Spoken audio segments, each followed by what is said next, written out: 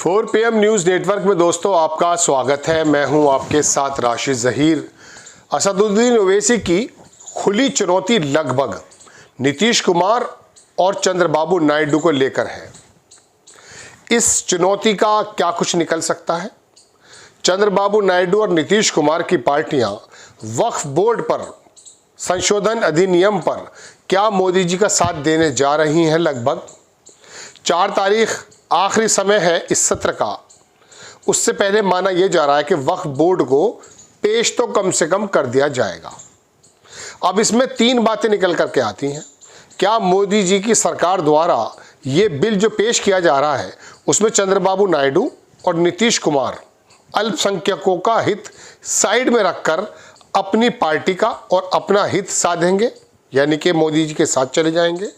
या दूसरी बात, असदुद्दीन ओवैसी ने जैसे कहा कि इनसे निपटेंगे, आने वाले समय में नीतीश कुमार और चंद्रबाबू नायडू, जिनके केंद्र में मजबूत होने की एक वजह यह भी है कि आंध्र प्रदेश हो या बिहार, वहाँ के मुस्लिमों ने इनका साथ दिया है, इसमें कोई दो राय नहीं है।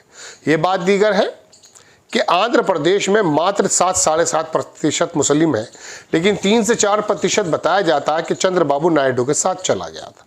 उस समय भी चला गया था जब इनका चुनाव का गठबंधन चुनाव से पहले हो गया था बीजेपी के साथ, यानी कि मुस्लिमों ने आंध्र प्रदेश के इस बात का विश्वास ज़्यादा जताया था कि चंद्रबाबू नायडू कहीं पर भी हो मुस्लिमों के हित की बात करेंगे, और उन्होंने की भी है। भी पिछले दिनों काफ़ी हंगामा हुआ। उन्होंने कहा कि मैं इनके हित की बात करता रहूँगा, तमाम चीज़ें।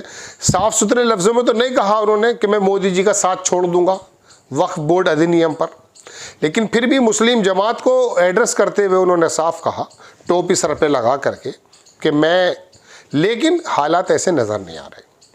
चंद्रबाबू नायडू को आंध्र प्रदेश में अपने नई राजधानी बनानी है, केंद्र से बहुत सारे काम कराने हैं, और नीतीश कुमार की तो पार्टी आपको मालूम है कि खुल करके सामने आ चुकी है इस समय मोदी जी के, और मोदी जी ने इस पार्टी को कहीं का छोड़ा भी नहीं है। ऐसे में असदुद्दीन ओवैसी, जिनका कद बहुत ज़्यादा तो नहीं है राजनीतिक, लेकिन उनकी बात का वज़न पूरे देश में माना जाता है।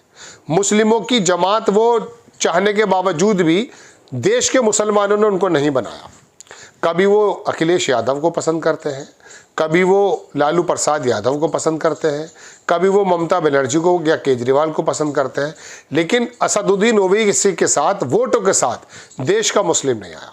ऐसे समय में जब असदुद्दीन ओवैसी ने कहा कि इनसे निपटा जाएगा और सीधा सीधा ब्लेम लगा दिया, और ये लोग मोदी जी के बिल्कुल शाना बशाना खड़े होने वाले हैं, लगभग जो उम्मीद की जा रही है, तो ऐसे समय में क्या देश का मुस्लिम इस बात को सोचेगा कि आखिरकार अपनी भी क़यादत होनी चाहिए? 1947 से पहले से लेकर अभी तक देश में दोस्तों मुस्लिम जमात एक ऐसी जमात रही जिन्होंने अपनी क़यादत हमेशा हमेशा दूसरों के कंधे पर रख कर करने की सोची है। कभी वो मुलायम सिंह के साथ रहे तो वीपी सिंह के साथ रहे, कभी वो लालू प्रसाद के साथ रहे तो ममता बनर्जी के साथ रहे। हद यह है कि इन लोगों ने कभी अपनी अगर बनाने की कोशिश भी की है, मुस्लिम लीग वगैरह ने, तो देश के मुसलमानों ने इनका साथ नहीं दिया। उनका कहना यह था कि आपस में मिलजुल कर ही सरकार बनाई जा सकती है। आखिरकार 10 से 12% या 19% या 14%, जितना भी मुस्लिम कहते हैं, ये अकेला कर क्या लेता। लेकिन ऐसे कई अपवाद सामने आए हैं कि मुस्लिमों से कम होने के बावजूद भी दलितों ने कई बार अपनी सरकारें बनाई हैं। मायावती को देख सकते हैं, दलितों से भी बहुत ज़्यादा कम यादव थे, अखिलेश यादव को देख सकते हैं, सरकार बनाई है। बहुत लोगों ने सरकार बनाई, लेकिन सिर्फ एक मुस्लिम जमात ही अपनी क़यादत नहीं बना पाया। ऐसे में असदुद्दीन ओवैसी ने जो कहा कि इनसे निपटा जाएगा, क्या वो निपटने की स्थिति में है? देखिए, वक्फ बोर्ड को ला करके मोदी जी क्या करना चाहते हैं ये तो आने वाला वक्त बताएगा। चूँकि बीजेपी के सामने लोगों का कहना यह है कि इनके पास 370 बुर्का अधिनियम, पर्दा अधिनियम और दुनिया भर के अधिनियम और तलाक अधिनियम, मुसलमानों के इन चीज़ों के अलावा इनके पास कोई इश्यूज़ नहीं है। हालांकि नौकरियों की बात नहीं करते हैं, रोज़गार की, महंगाई की बात नहीं करते हैं, स्वास्थ्य और एजुकेशन के अंदर जो बजट कम हो रहा है उसकी बात नहीं करते हैं। लेकिन मालूम नहीं कि मुस्लिम समुदाय से इतनी मोहब्बत कैसे है मोदी जी को और भारतीय जनता पार्टी RSS को कि वो सिर्फ मुस्लिमों का ही उत्थान करना चाहते हैं। देश में क्या हालात बन गए आप अच्छी तरह से देख सकते हैं। मैं इसके बारे में एक एपिसोड बनाऊंगा, लेकिन फिलहाल तो मैं वक्फ बोर्ड अधिनियम की बात करने जा रहा हूं। 4 तारीख से पहले उम्मीद है दोस्तों कि ये शायद पेश कर दिया जाएगा। हालांकि मुझे उम्मीद ये था कि बिहार चुनाव तक शायद ये रुकेंगे, लेकिन अब लग रहा है कि शायद ये पेश हो जाएगा। अब ऐसे में देश के मुस्लिमों को ये बात सोचना है कि चंद्रबाबू नायडू टोपी लगा करके अगर आते हैं, नीतीश कुमार रोज़ा अफ्तार में अगर आ जाते हैं, तो क्या सिर्फ इनको सिर्फ इतना ही साथ चाहिए होता है कि तुम्हारा वोट चाहिए?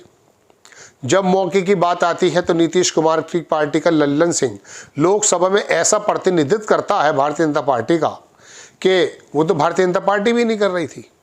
तो ऐसे समय में बिहार का मुस्लिम सोचेगा इस बात को या नहीं?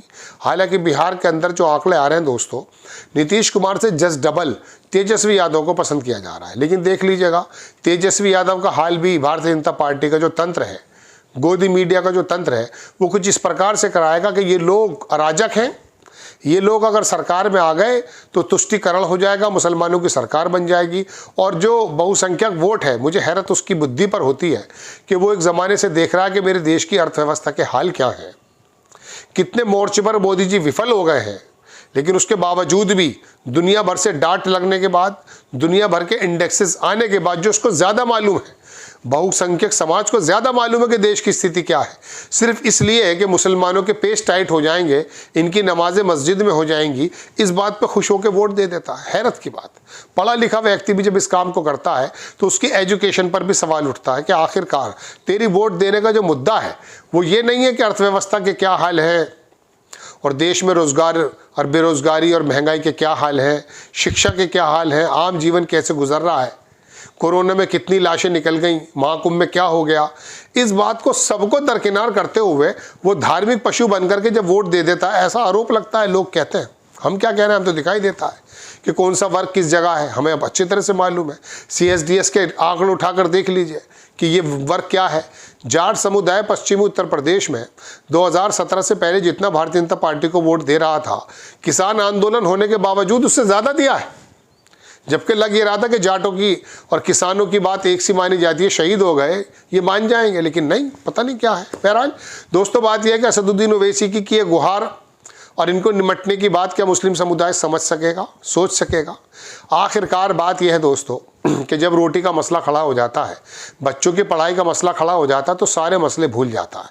पहले भूख से मारा है, कारोबार से मारा है, नोटबंदी से मारा है, कमर जब टूट गई है, रोजगार खत्म हो चुका है, देश का 100 करोड़ व्यक्ति 8,000 से कम नीचे कमाता है, उसके पास खरीदारी की कोई ताकत नहीं है। अब ऐसे समय में उसे अर्थव्यवस्था के आंकड़े अगर आप ला के रखते हैं, उसकी कहाँ समझ में आने वाले हैं? उसकी समझ में तो सिर्फ संबल और यही आएगा, मस्जिदों की नमाज और रथ यात्राएं और ये चीज़ें आएंगी।